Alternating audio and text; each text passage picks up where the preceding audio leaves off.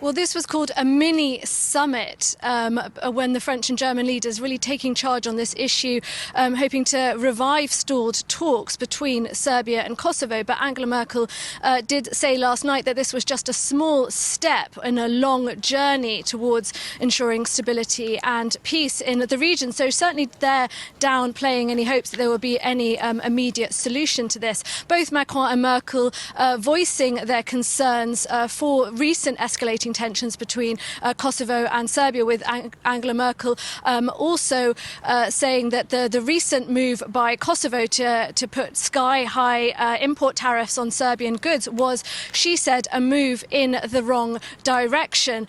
So certainly open for discussions and dialogues hosted by the leaders of France and Germany in Berlin. But one issue that has been proposed as perhaps a method with which to settle tensions between Serbia and Kosovo is a territory swap between Serbia and Kosovo. This is something that's actually been discussed for years, but was recently brought up again, and something which Federica Mogherini, the EU foreign policy chief who has been overseeing these negotiations and talks on the EU side, has said could be a possibility. But this has been completely ruled out by Berlin, with the German government and indeed the entire German parliament saying that if this region starts redrawing the map according to ethnic backgrounds, and this is going to set a really worrying precedent at a time when we're seeing rising nationalism and rising populism. In fact, Mogherini was present at this summit in Berlin, but it is thought that the Berlin government is very displeased with her handling of the negotiations between Kosovo and Serbia at the moment.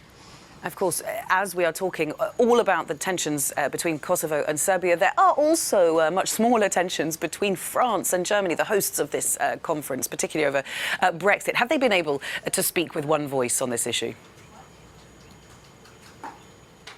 Well, I think at this summit we really saw this is where the Berlin-Paris axis worked incredibly well. In fact, this mini summit was really Paris and Berlin saying that we haven't seen the EU make a lot of progress when it comes to reviving talks between Serbia and Kosovo, so we're going to get involved and try and engage ourselves. And this is where we see the strength of the Berlin-Paris axis. And we really saw, I think, Macron and Merkel singing from the same hymn sheet yesterday. These are two leaders that may not always have the same methods when it comes to foreign policy, but they certainly seem to have the same values in this instance. They want to see revived stability and revived talks. They want to see ensured stability and peace, and also to limit the influence of countries such as Russia and China in the West Balkans. But of course, this does come at a time, as you said, when there are tensions between Angela Merkel and Emmanuel Macron, especially when it comes to European policy issues, on issues such as climate change, trade, whether Nord Stream 2 should be allowed to happen, this controversial gas pipeline. And also, I think Emmanuel Macron in recent weeks and months becoming incredibly frustrated with Germany for not really sharing his impetus for far-reaching reforms in Europe. In fact, he did not hold back in a public speech address at the Elysee Palace last Thursday when he said that the German economic model was essentially becoming obsolete. These barbed words didn't necessarily go down very well in Germany. They've been quite difficult to digest here.